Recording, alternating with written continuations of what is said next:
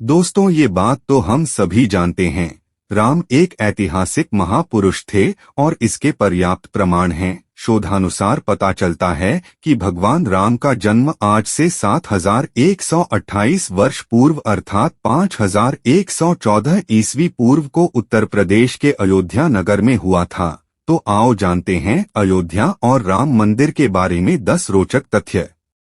Number 1, Bharat की प्राचीन नगरियों में से एक अयोध्या को पौराणिक इतिहास में पवित्र और सबसे प्राचीन सप्तपुरियों में प्रथम माना गया है। सप्तपुरियों में अयोध्या, मथुरा, माया, हरिद्वार, काशी, कांची, अवंतिका, उज्जैनी और द्वारका को शामिल किया गया है। नंबर 2, सरयू नदी के तट पर बसे इस नगर को रामायण अनुसार प्रथम धरतीपुत्र स्वयंभुव मनु ने बसाया था। पौराणिक कथाओं के अनुसार ब्रह्मा से जब मनु ने अपने लिए एक नगर के निर्माण की बात कही तो वे उन्हें विष्णु जी के पास ले गए। विष्णु जी ने उन्हें अवध धाम में एक उपयुक्त स्थान बताया। विष्णु जी ने इस नगरी को बसाने के लिए ब्रह्मा तथा मनु के साथ देवशिल्पी विश्वकर्मा को भेज दिया। हालांकि इस नगर की रामायण अनुसार विवस्वान सूर्य के पुत्र वैवस्वत मनु महाराज द्वारा स्थापना की गई थी। माथुरों के इतिहास के अनुसार वैवस्वत मनु लगभग 6673 ईसा पूर्व हुए थे। नंबर 3, अयोध्या नगरी भगवान विष्णु के चक्र पर स्थित है। स्कंद पुराण के अनुसार अयोध्या भगवान विष्णु के चक्र पर विराजमान है। नंबर 4, अयोध्या का सबसे पहला वर्णन अथर्ववेद में मिलता है। अथर्ववेद में अयोध्या को देवताओं का नगर बताया गया है। अष्टचक्रा नवद्वारा देवाना पूर्योध्या। आओ जानते हैं इसका प्राचीन और पौराणिक इतिहास। नंबर 5, 2000 साल पहले अयोध्या की राजकुमारी सुरीरत्ना हुवांग ओक अयोध्या बनी थी। दक्षिण कोरिया के ग्योंगसांग प्रांत के किम्हे शहर की महारानी। चीनी भाषा में दर्ज दस्तावेज सामगुक युसा में कहा गया है कि ईश्वर ने अयोध्या की राजकुमारी के पिता को स्वप्न में आकर ये निर्देश दिया था कि वह अपनी बेटी को उनके भाई के साथ राजा सुरो से विवाह करने के लिए किम्हे शहर भेजें।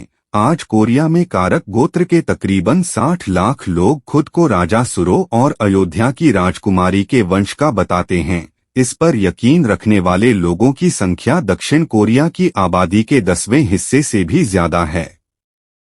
नंबर 6, अयोध्या राम ही नहीं बल्कि उनके तीनों भाइयों और जैन धर्म के प्रथम तीर्थंकर ऋषभनाथ का भी जन्म हुआ था, जो कि श्री राम के कुल के ही थे। अयोध्या में ऋषभनाथ के अलावा अजितनाथ, अभिनंदननाथ, सुमतिनाथ और अनंतनाथ का भी जन्म हुआ था। इसलिए यह जैन धर्म के लिए बहुत ही पवित्र भूमि है। ऋषभनाथ के पुत्र भरत ने कई काल तक यहाँ राज किया। श्रीमद्भागवत के पंचम स्कंध एवं जैन ग्रंथों में चक्रवर्ती सम्राट राजा भरत के जीवन एवं उनके अन्य जन्मों का वर्णन आता है। महाभारत के अनुसार भरत का साम्राज्य संपूर्ण भारतीय उपमहाद्वीप में व्याप्त था। अयोध्या इनकी राजधानी थी। इनके ही कुल में राजा हरिश्चंद्र हुए और आगे चलकर ऊपर बताए गए महान राजा है।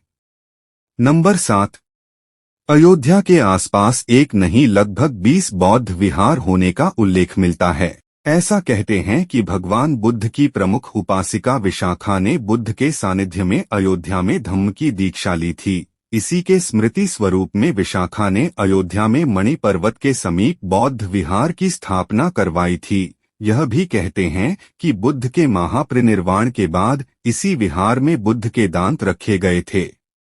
नंबर 8, अयोध्या सिख धर्म का भी पवित्र स्थल है। यहाँ के ब्रह्मकुंड नामक स्थान पर गुरु नानक देव जी ने तप किया था।